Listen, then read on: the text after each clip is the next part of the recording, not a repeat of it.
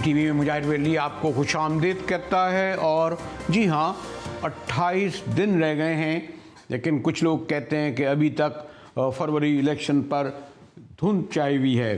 लेकिन चलते हैं आज की बड़ी ख़बरों पर। और सबसे बड़ी ख़बर ये कि पेशावर हाई कोर्ट ने एक बार फिर तहरीक इंसाफ को छीना हुआ बल्ला वापस कर दिया है। देखना ये है कि इलेक्शन कमीशन ने जो जुमेरात को हंगामी इजलास बुलाया है, क्या वो फिर अपील पर जाएगी सुप्रीम कोर्ट में, एक बहुत बड़ा सवाल है। और यही सवाल जो इलेक्शन कमीशन के इक़दाम हैं फरवरी के इलेक्शन पर धुंध और गैर यकीनी बना रहा है। एक और बड़ी ख़बर यह है कि जस्टिस काजी फ़ाइज़ ईसा के ख़िलाफ़ बगावत तो लफ्ज़ मैं ज़्यादा इस्तेमाल कर रहा हूँ, लेकिन जस्टिस मज़ाहिर नकवी साहब मुस्ताफ़ी हो गए हैं। अदम एतमाद का इजहार किया है जुडिशल काउंसिल पर और कह रहे हैं कि मुसलसल मेरे साथ ज़्यादती हो रही है। तहरीक इंसाफ की बेशतर मरकज़ी कायदीन को टिकट मिला, लेकिन कागज़ात नामज़दगी मंजूर हुए। लेकिन बहरहाल तहरीक इंसाफ के सदर 4 हलकों से हमारे चौधरी परवेज़ लाई गालिबन पहली बार इलेक्शन से अब तक लड़ने के लिए महरूम हैं। देखते हैं अभी उनकी कहीं अपील कहाँ जाती है और मिलती है। और बहरहाल कराची के हवाले से, सिंध के हवाले से बड़ी ख़बर ये कि नून लीग और पीपल्स पार्टी, नून लीग और MQM के दरमियान जो मुआहिदा हो रहा था, मुआहिदा होना था, हर शाम खबर दी जाती है कि आप फाइनल होने वाला है, लेकिन MQM 242 पर अभी तक डटी हुई है। तो सबसे पहले चलते हैं तहरीक इंसाफ की जानिब। उनके सीनियर सीजनड माहिर कानून अज़हर सिद्दीक़ साहब हमारे साथ हैं। अज़हर साहब, शुक्रिया आपने वक्त निकाला। हमें ये बताएं आप कि अब क्या होगा, यानी इलेक्शन कमीशन ने जो इजलास बुलाया है उसमें क्या ये अपील पर जाएंगे, सुप्रीम कोर्ट में जाएंगे, क्या कर सकते हैं? बहुत शुक्रिया मुजाहिद बरेलवी साहब। अब ये इम्तहान है असूली तौर के ऊपर इलेक्शन कमीशन का कि इलेक्शन कमीशन अभी सारे मामले को किस तरह लेकर चलती है। यानी जो एक बायस्ड का ओपिनियन, जो एक टारगेटेड एजेंडा एक ही पार्टी के अगेंस्ट लेकर चलने वाली जो बात है कि तोशा, ये स्टार्ट हुआ प्रोबेटेड फंडिंग से, तोशा खाना पे गया, फिर हमने देखा तौहीन इलेक्शन कमीशन, फिर इंट्रा पार्टी इलेक्शन और फिर बल्ला ले लेना। तो ये एक तरफ पाकिस्तान तहरीक इंसाफ एक सियासी जमात है और फैसला मैंने जो कि 2 सफ़ों का देख लिया, बहुत खूबसूरत फैसला दिया। देखिए, बुनियादी तौर पर आप किसी से हक, right to fair trial and due process of law के बगैर ले नहीं सकते हैं, ना कोई एविडेंस। समरी प्रोसीडिंग के अंदर आपने बल्ले का निशान वापस ले लिया। वो तो ले लिया भाई, वो तो ले लिया, लेकिन अब ये बताएं कि जो इलेक्शन कमीशन क्या कर सकता है? क्या supreme court Peshawar high court के फैसले को अनड्यू कर सकता है? देखिए, सुप्रीम कोर्ट में तो अगर मैं वक्त से पहले आपको बता देता हूं, अगर सुप्रीम कोर्ट में ये चैलेंज किया तो इलेक्शन कमीशन को ना सिर्फ जुर्माना होगा बल्कि बहुत बड़ी सुबकी का सामना भी करना पड़ेगा। और हम फिर वहां इलेक्शन कमीशन का बायस और सारा जो रिकॉर्ड है वहां सुप्रीम कोर्ट के सामने हम रखेंगे कि ये ज्यादतियां हो रही हैं पाकिस्तान तहरीक इंसाफ के साथ। और अगर ग्राउंड एक वकील के हैसियत से मुझसे पूछे तो एक बेसिकली ये क्वासी एडमिनिस्ट्रेटिव डिसीजन है, यानी ये कोई जुडिशियल डिसीजन तो था नहीं। या तो अगर करना भी है, ज्यादा से ज्यादा क्या होगा कि अगर सुप्रीम कोर्ट कहेगी कि दोबारा अपना इलेक्शन करा लिया जाए, लेकिन अब जो कि जनरल इलेक्शन शुरू हो चुके हैं तो वो इस तरफ नहीं जाएगी। उसी तरह से जैसे हल्का बंदियों के केस में सुप्रीम कोर्ट ने कहा कि अब हल्का बंदियों का मामला अगर कोई है भी तो हल्का बंदियों वाला मामला जो है वो अगले इलेक्शन। साहब, एक ख्याल ये भी पाया जाता था कि बहुत कई बार ऐसा हो चुका है, लोग इंडिपेंडेंट भी खड़े होते हैं, यानी बल्ला इतना क्यों अहम है, बल्ले के बगैर क्यों नहीं इलेक्शन नहीं लड़ा जा सकता था, बल्ले ही को क्यों पूरा आपने फोकस कर दिया कि नहीं जी बल्ला आपने जैसे कोई अना का, प्रेस्टिज का, जिंदगी मौत का मसला बना दिया गया? अच्छा, देखिए मुजाहिद बरेलवी साहब, ये बात अना की नहीं है। देखिए, पाकिस्तान के अंदर आप जमहूरी मुल्क है, जमाती बुनियादों पर इलेक्शन होते हैं। अब जमात रिप्रेजेंट करती है इलेक्शन सिंबल के जरिए। और पाकिस्तान में देखिए ज्यादातर काफी लोग जो हैं वो ज्यादा पढ़े लिखे नहीं है, तो ज्यादा पढ़े लिखों का किस पे वोट डालना है, वो तो बल्ले पे डालना है। और इमरान खान बल्ला जो है, देखिए मैं खुद कैंडिडेट हूं 121 से, और मैं इलेक्शन लड़ना चाहता हूं बल्ले से। मेरा जो वोटर है वो सारा बल्ले को वोट डालना चाहता है, तो ये हमारा राइट है, फंडामेंटल राइट है हमारा। और दूसरी जो बात है ना, इससे आगे अगली बात बता दूं आपको, सेक्शन 215 के तहत जो ऑर्डर पास किया, मैं और कोई इंतखाबी निशान ले भी नहीं सकता, यानी असूली तौर पर तो मुझे बैन कर दिया है। और आर्टिकल 17 किसी सियासी जमात को बैन करने का अच्छा, अब एक और बात कर दें कि आप यानी जो आपने जो अब कागजात अभी तक फाइनल शायद नहीं दिए गए हैं, बाकायदा टिकट दिया जाता है दूसरी पार्टी की तरह, तो आपको तहरीक इंसाफ का के उम्मीदवार है ना, तो ऐसे तहरीक इंसाफ तो लड़ने दिया जा रहा है, गो बानी तहरीक इंसाफ नाअहल करार दिए गए हैं। जी जी जी अदर साहब, देखिए मैं इस वक्त हूँ मैंने अभी कागजात नामजदगी एक आजाद उम्मीदवार के तौर पर पढ़े हैं। वो तो जब मुझे पार्टी टिकट देगी तो फिर पार्टी के प्लेटफॉर्म से, इसमें कोई शक नहीं है कि मुझे कहा गया है कि आप पार्टी के टिकट पे इलेक्शन लड़ेंगे, लेकिन पार्टी का टिकट जब मिलेगा, जो हम पढ़ रहे थे कि सबसे ज्यादा कागजात नामजदगी तहरीक इंसाफ ने गालिबन 2134 किए गए, तो किस तरीके से ये कहा गया टिकट तो थे नहीं आपके पास, तो कहाँ आपको लिखना पड़ा था कि मैं पार्टी का हूं या आजाद हूं या जी? आप देखें बरेलवी साहब, यही तो फर्क है ना एक सीजन्ड एंकर में और सहाफी में, जो आप you actually you hit the nail. आपने इलेक्शन कमीशन की जानबदारी पे एक ऐसा जबरदस्ती रोबे, ओ भाई अबले अभी तक पीटीआई का कोई टिकट ही नहीं लगाया, और ये इलेक्शन कमीशन को कहां से पता चल गया कि मैं पीटीआई का उम्मीदवार हूं, या तकरीबन कोई 24 या 26, या अगर मैंने कह भी दिया पार्टी का, इलेक्शन कमीशन के पास सबूत क्या है इस बात का, और ये 2600 के करीब कहा जा रहा है। और लाहौर हाईकोर्ट में सिर्फ अपीलें जो है 1000 से ज्यादा है, पिंडी बेंच में, बावलपुर बेंच में, मुल्तान बेंच में, तो अपीलें अगर देखी जाए तो ये 76% का फिगर भी जो है वो गलत दिया है।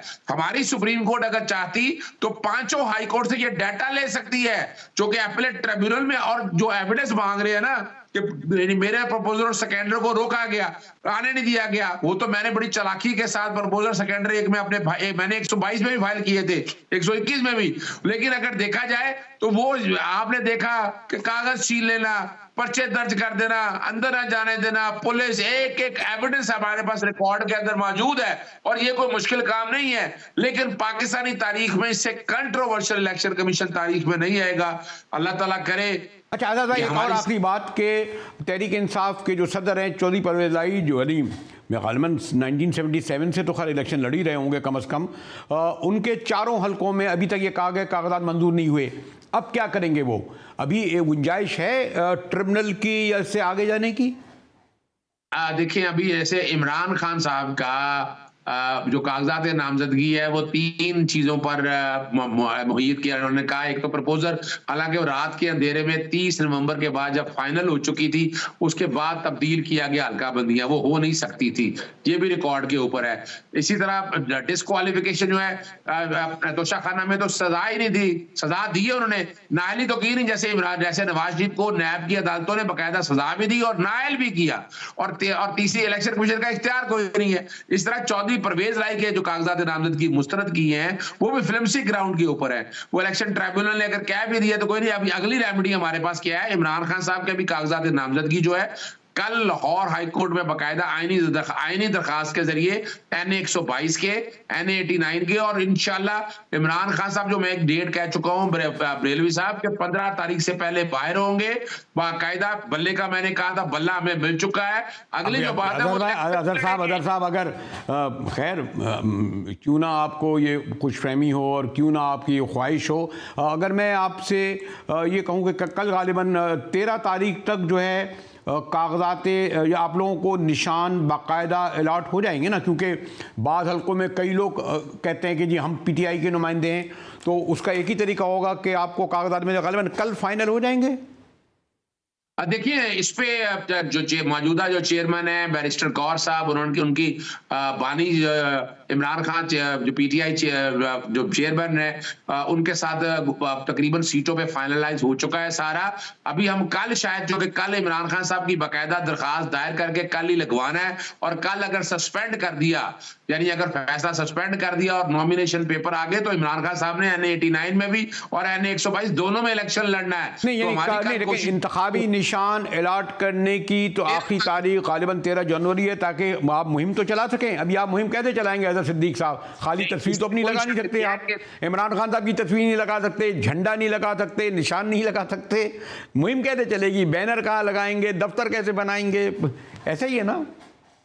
अच्छा देखिए, 13 तारीख तो बिल्कुल पार्टी सिंबल जमा कराने, 175 सियासी जमातों के हवाले से उन्होंने अपना इलेक्शन सिंबल की लिस्ट तो जारी कर दी है। आज पेशावर हाई कोर्ट के सर्टिफाइड कॉपी भी 2 सफा की निकल आई है। इलेक्शन कमीशन उम्मीद है रात को इलेक्शन कमीशन को सिंबल तो देना पड़ेगा ना।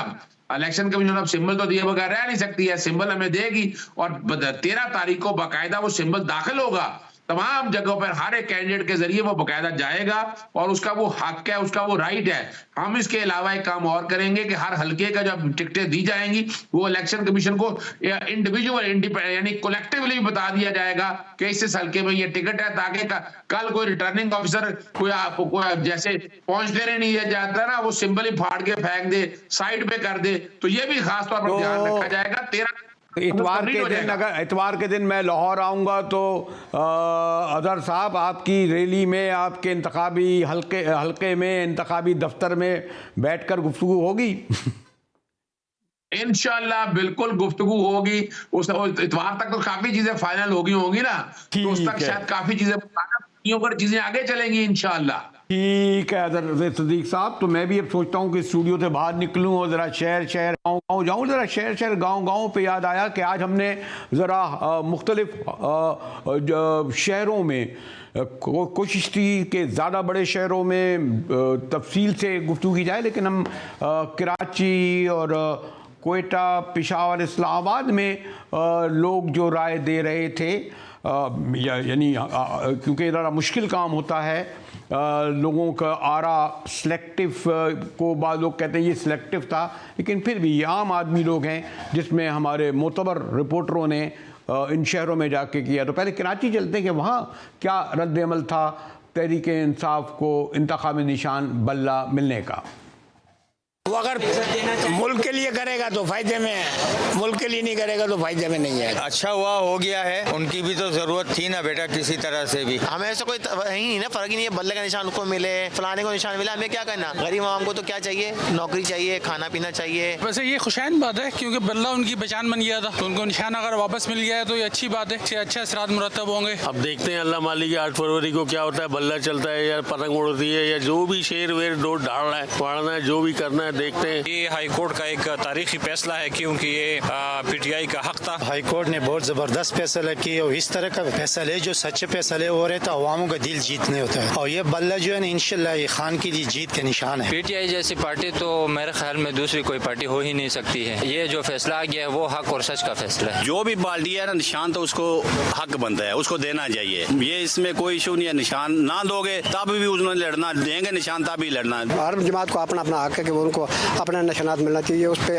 आवाम भी डिस्टर्ब नहीं होती है, अख्तलाफात भी ज़्यादा पैदा नहीं होते। हमें बल्ले के निशान की जरूरत नहीं, हमें बेसिकली चाहिए पीटीआई हमें चाहिए, निशान से कोई फर्क नहीं पड़ता। उनको जो भी निशान मिलता है तो हमें उसको अल्टीमेटली पीटीआई को वोट देना था, चाहे वो जिस मर्जी निशान से आते हैं। पीटीआई को फर्क नहीं पड़ना था, फर्क इनको पड़ना था, क्योंकि ये इमरान खान का मुकाबला कर रहे हैं। इमरान खान का मुकाबला ये कर ही नहीं सकते हैं। पीटीआई को बल्ले का निशान तो मिल गया है, मेरा ता क़यामत वोट पीटीआई को है। पीटीआई को जो मर्जी निशान दे देना, पीटीआई को वोटर को फर्क नहीं पड़ेगा। बहुत अच्छा फैसला, मुझे बहुत खुशी हुई। इंशाल्लाह कोयटा के आवाम को खुशी हुई, किसी पार्टी को उसका हकूक मिल गया है, पार्टी का हकूक तो मिल गया, बहुत अच्छी बात है। बहुत अच्छा फैसला है, इन लोगों का हक था, इसको देना भी चाहिए था। वापस बल्ला मिल गया, इंशाल्लाह पीटीआई को जितनी चाहिए सब हम खुश है, इंशाल्लाह इमरान आए। सर्वे करना, ख़ासतौर पर एक पर्टिकुलर सवाल करना हमेशा ऐसे एक मुश्किल मरहला होता है, लेकिन बहरहाल एक मोतबर चैनल के मोतबर ही कहूँगा एंकर और रिपोर्टर्स पर आप यकीन करें कि लोगों की यही आरा थी चारों बड़े शहरों में। ब्रेक के बाद आएंगे तो न जाने क्यों ये ख्याल आ रहा है कि बड़े एक पाए के मुझे वकील ने जो सुप्रीम कोर्ट में पेश हुए ख़ुद मुझसे सवाल करते पाए गए, इलेक्शन हो रहे हैं ये क्यों नहीं, और हमारा जवाब था कि क्यों नहीं होंगे, इसका कोई मुतबादिल नहीं है। इस पर गुफ्तगू करेंगे एक ब्रेक के बाद, हमारे साथ रहिएगा।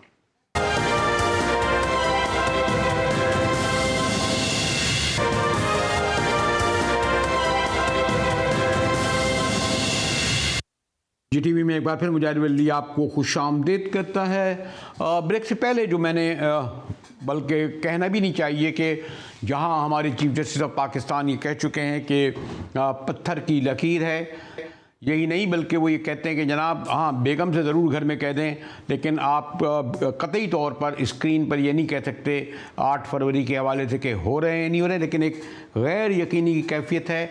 और मेरे नाम इसलिए नहीं ले सकता कि बहुत बड़े मोतबर बहुत पाए के वकील ने मुझे पूछा, जो सुप्रीम कोर्ट में पेश भी हुए आज ही अभी कुछ चंद घंटे पहले, तो मैं हैरान रह गया कि जब आप मुझसे पूछ रहे हैं कि 8 फरवरी को इलेक्शन होने जा रहे हैं या नहीं, तो मैंने उनसे कहा कि इसके अलावा कोई कतई दो राय नहीं हो सकती, हमारा तजर्बा ये कहता है। इस हवाले से मैंने सोचा कि पॉलिटिकल एनालिस्ट हैं, बड़ी गहरी नज़र है, ख़ुद अवामी वर्कर पार्टी से डॉक्टर फरजाना बारी का ताल्लुक़ है। शुक्रिया डॉक्टर फरजाना बारी, आपने वक्त निकाला। और जैसे मैंने कहा कि मैं कतई तौर पर इसलिए नहीं कहता कि क्योंकि इसके अलावा कोई दूसरा मुतबादिल भी नहीं, 28 दिन रह गए, कहते हैं इंतखाबी माहौल नहीं है, ज़्यादा जिम्मेदारी पॉलिटिकल पार्टीज़ की है कि उनकी कोई फ़ाइनल लिस्ट अभी तक नहीं आई, फिर इंतखाबी निशान, तो ये जो गैर यकीनी की सूरत-ए-हाल है, माहौल जो नहीं है, इसके क्या अवामिल और महरकात हैं डॉक्टर फरजाना बारी? देखिए, एक जनरली ट्रस्ट डेफिसिट है और लोगों को ये इस बात पे यकीन है कि जो इलेक्शंस हैं वो ना कभी माजी में ट्रांसपेरेंट हुए और ना अब होने जा रहे हैं।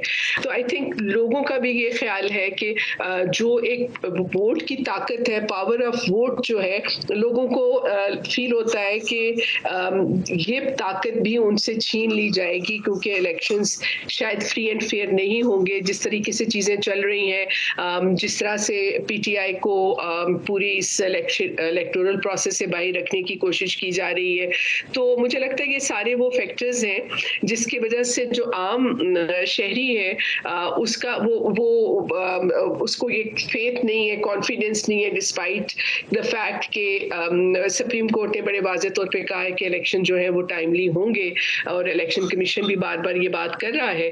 लेकिन एक जो जनरल एटमॉस्फेयर सोसाइटी के अंदर है जिसमें ट्रस्ट डेफिसिट है, जिसके अंदर जिस तरह से पॉलिटिकल पार्टीज बिहेव कर रही हैं, लेकिन डॉक्टर साहबा दरअसल जब मैं सवाल कर रहा था तो खैर ये तो मेरा वो एक है, लेकिन आप जैसी सीनियर सीजन्ड पॉलिटिकल एनालिस्ट जब ये बात कहेंगी जिसमें आप बहुत सारे सवाल उठाएंगी इलेक्शन के हवाले से, तो फिर इबहम और पैदा होगा, क्योंकि यानी अगर आप ज़ाती राय देखें या एक परसेप्शन ये है, क्योंकि कोई दूसरा कोई मुतबादिल नहीं है, 8 फरवरी को इलेक्शन है, तमाम स्टेक होल्डर ये कह रहे हैं, फिर भी जैसे जब आप ये बात कहेंगी, जैसे मैंने कहा ना, फॉर्मली क्यों नहीं आप कह पा रहे हैं, आपका मतलब है आप नहीं, बहुत सारे लोग कि नहीं 8 फरवरी को ही हर सूरत में इलेक्शन होंगे। और मैं आप इंट्रो से पहले कह भी रहा था कि बहुत बड़े पाए के वकील मुझसे ये जब सवाल करने लगे तो मुझे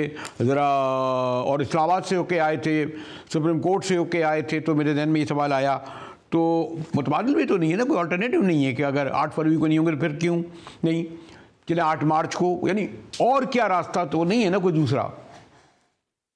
जी डॉक्टर साहबा, इलेक्शन तो होने चाहिए और मेरा ज़ाती ये ख्याल है कि इलेक्शन के बगैर कोई चारा नहीं है।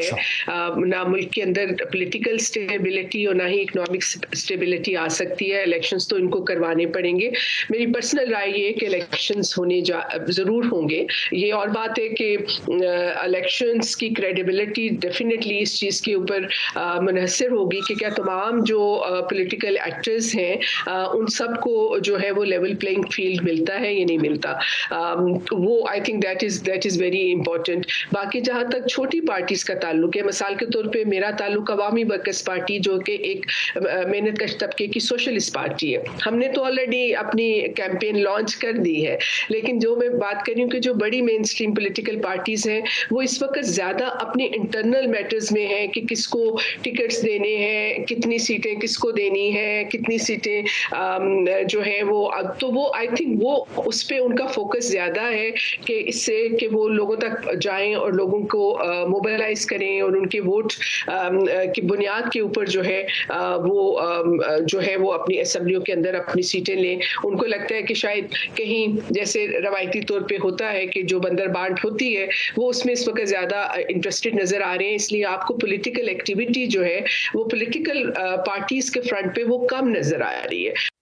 डॉक्टर भाई एक और बात नहीं कि पर्टिकुलरली निगरां गवर्नमेंट का, चाहे फेडरल हो चाहे प्रोविंसेस हो, उनका काम ही ये था कि वो तमाम वक्त 24 घंटे जो है वो तवज्जो दें कि वो इलेक्शन वक्त पर हों, इलेक्शन के तमाम इंतज़ामात बेहतर हों, लॉ एंड ऑर्डर दुरुस्त हो, ज़ाती कोई इदारे एजेंसियां पुलिस ना करें।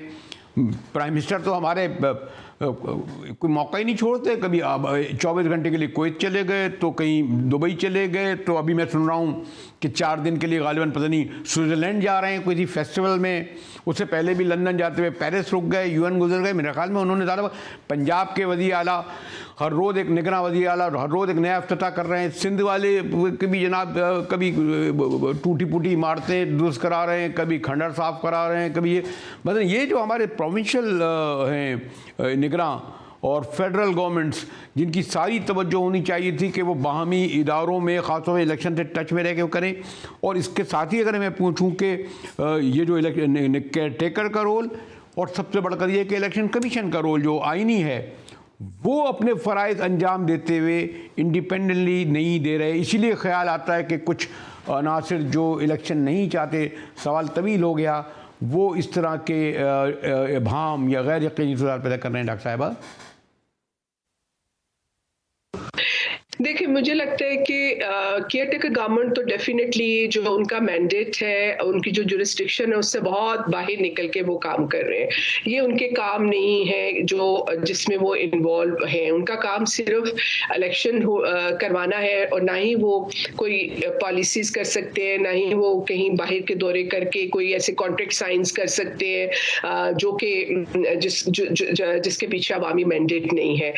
जहाँ तक इलेक्शन कमीशन का ताल्लुक है, आई थिंक इलेक्शन कमीशन में भी जिस तरह का लोगों को कॉन्फिडेंस होना चाहिए था तमाम पॉलिटिकल पार्टीज को कि वो कोई किसी का पॉलिटिकल फेवर नहीं करेगा उसकी ट्रांसपेरेंसी पे, तो उस वजह से मुझे लगता है कि इलेक्शन कमीशन जो है वो भी अपना काम उस तरह से नहीं कर रहा है, जिसकी वजह से लोग जो है वो बार बार जो है वो सुप्रीम कोर्ट, हाई कोर्ट वहां जाके रिलीफ लेने की कोशिश करते हैं, जिसकी वजह से एक क्योस मचा हुआ है।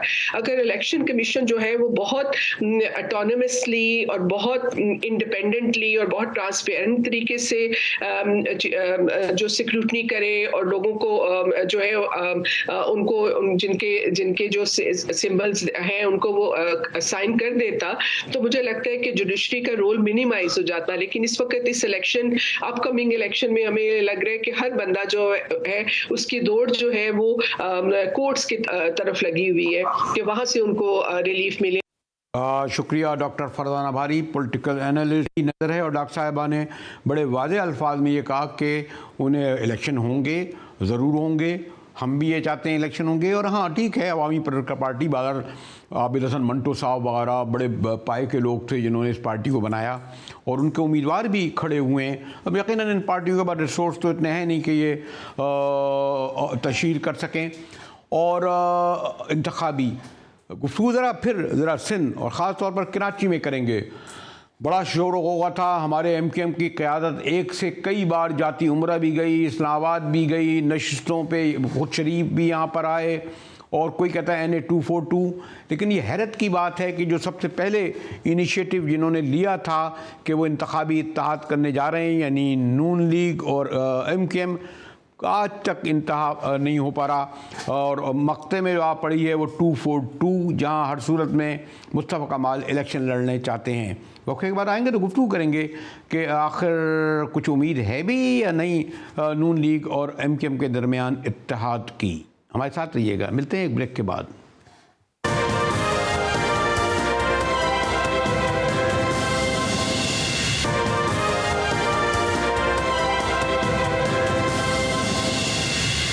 GTV में एक बार फिर मुजाहिद वली आपको खुशामदीद कहता है। सारी नज़रें सिंध पर इसलिए भी हैं कि बहरहाल पहली बार MQM भरपूर तरीके से इलेक्शन ले रही है और वो जो मुंतशिर थी, तकसीम थी, एक हुई। और ये भी इंटरेस्टिंग बात है कि सबसे पहले MQM जो है वो नून लीग के पास गई, एक से कई बार जाती उम्रा के बार फेरे लगाए। आमतौर पर तो लोग 9-0 एक ज़माने में आते थे और ऐसा लग रहा था कि इत्तेहाद सीट एडजस्टमेंट का ऐलान होगा, लेकिन हफ्ते भर से हर शाम यही कहा जा रहा है आज शाम को फाइनल ऐलान होगा।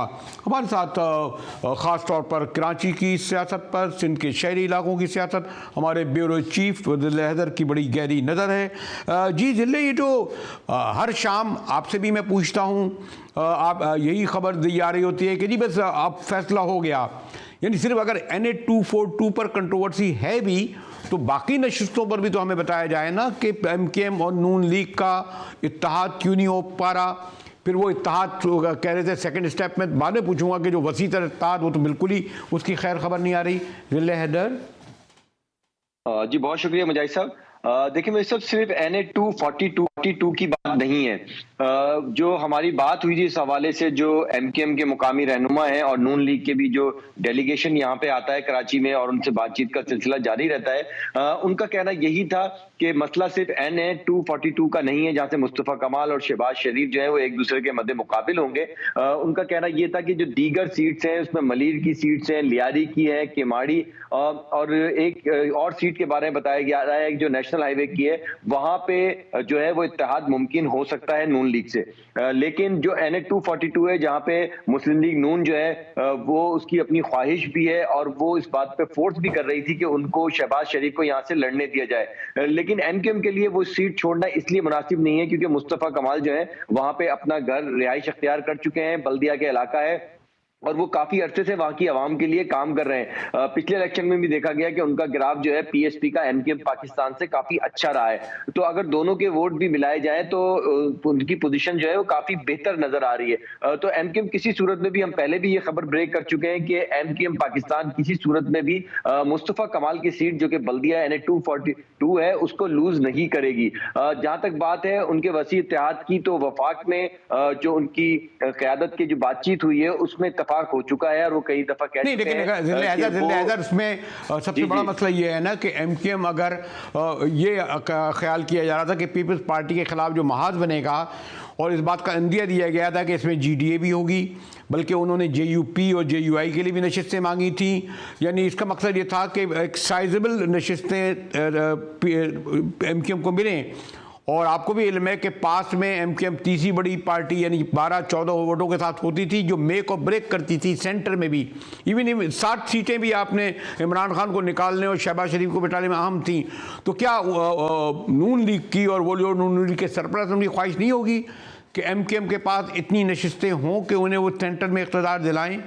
जिले हैदर जी बिल्कुल आप सही कह रहे हैं मुजाहिद साहब, लेकिन मुस्लिम लीग नून जो कि बहुत पुरुमीद नजर आ रही है वफाक में हुकूमत बनाने के लिए, और वो इलेक्शन से कबल ही अपने आप को जो है वो वजीर आजम पाकिस्तान नवाज शरीफ जो है वो तस्वुर कर चुके हैं। लेकिन इसके बरक्स अगर इलेक्शन के नताइज देखें तो सिर्फ MQM का और पाकिस्तान पीपल्स पार्टी का मसला नहीं है, इसमें पाकिस्तान तहरीक इंसाफ का भी मसला है, इस्तक़लाल पार्टी का भी मसला है और दीगर पार्टीज के भी के मसाइल हैं। तो उनके लिए ये मुमकिन नहीं होगा। जहां तक आपने एक और सॉरी अच्छा हुआ है कि आपने बात कर दी इसमें, अगर आपको याद होगा, बल्कि याद क्या होगा आपको तो पूरा उसके पूरी गहरी नजर है कि एक तीसरी कुव्वत को जिसको हम कम डिस्कस कर रहे हैं, जिन्होंने यानी लियारी में तो बिलावल तीसरे नंबर पे आए थे और वह है मजहबी वोट, सुन्नी तहरीक और या लब्बैक, और हम तहरीक इंसाफ को भी। आपके ख्याल में ये जो यानी ये खामोश वोटर है, साइलेंस वोटर है, जिसको हम समझें जो तहरीक इंसाफ की सूरत में या लब्बैक और सुन्नी तहरीक और मजहबी वोटर में, और ये सरप्राइज दे सकता है कराची की 21 नशिस्तों में? देखें बिल्कुल आपने सही कहा मुजाहिद साहब कि लास्ट टाइम जिस तरह बिलावल को शिकस्त हुई है लियारी में शकूर शाद से जो कि PTI के कैंडिडेट थे, तो उससे इस दफा जो है वो उनका कोई भी जो फैमिली मेंबर है भुट्टो खानदान का वो लियारी से खड़ा नहीं हुआ है। तो लियारी में मजहबी वोट एक कसीर तादाद में है और वहां पे पढ़ते भी हैं, जिसमें अब TLP की सूरत में वो सामने आएगा। इसी तरह हम अगर सूबाई बहुत सारी सीटों की बात करें, किमाड़ी की कुछ सीट से मलीर है, शाह फैसल कॉलोनी है, इसी तरह जो 95 की सीट है PS 95 की, जिसमें कुछ इलाका जो है वो उर्दू स्पीकिंग का आता है और कुछ इलाका जो है वो मिक्स आबादी का है, वो सीट पे भी काफी एक इम्तिहान जो है वो हम कह सकते हैं, क्योंकि उसमें PTI भी है, MKM भी है और पाकिस्तान पीपल्स पार्टी भी है। पाकिस्तान पीपल्स पार्टी जो जरदारी साहब ने भी हाल ही में मुलाकात की है, जो कि MKM के रजा हारून समेत दीगर अफराद ने पाकिस्तान पीपल्स पार्टी में शमूलियत अख्तियार की है, जो कि सेंट्रल के इलाके से हैं, तो यकीनन सेंट्रल में पीपल्स पार्टी भी पूरी उम्मीद है कि वो MKM को टफ टाइम देगी। मेरे पास बहुत कम वक्त है, लेकिन मैं बहुत ही आपका स्पेसिफिक जवाब चाहूँगा। यानी आपको MKM 21 नशिस्तों में अभी तक 28 दिन रह गए, मेजॉरिटी यानी 13, 14, 15 सीटें लेती हुई नहीं आ रही, और पीपल्स पार्टी की अभी आप कोई 5-6 सीटें उनको दे रहे हैं या नहीं दे रहे हैं कराची में? मुजाहिद साहब देखिए, जब आप ये सीटों की बात करते हैं तो आप पाकिस्तान तहरीक इंसाफ को भूल जाते हैं और मजहबी जमात जो है वो उनको भूल जाते हैं। तो ऐसा नहीं है, MKM का ग्राफ पिछले इलेक्शन से थोड़ा सा बढ़ेगा और पीपल्स पार्टी भी 1-2 सीट लेगी। हाँ, पाकिस्तान तहरीक इंसाफ जिसने पहले ज्यादा सीटें ली थी कराची से, वो अपनी 2 से 3 सीटें लूज करेंगी। दूसरी बात ये कि कुछ आजाद उम्मीदवार भी हैं जिनको कुछ जो जिन जमातों में पाबंदी लगी थी। मुझे ये कहा जा रहा है कि इस पर तफसीली गुफ्तगू हम और भी कल करेंगे। हम इसी के साथ ही GTV से मुजाहिद वली को इजाज़त दीजिए।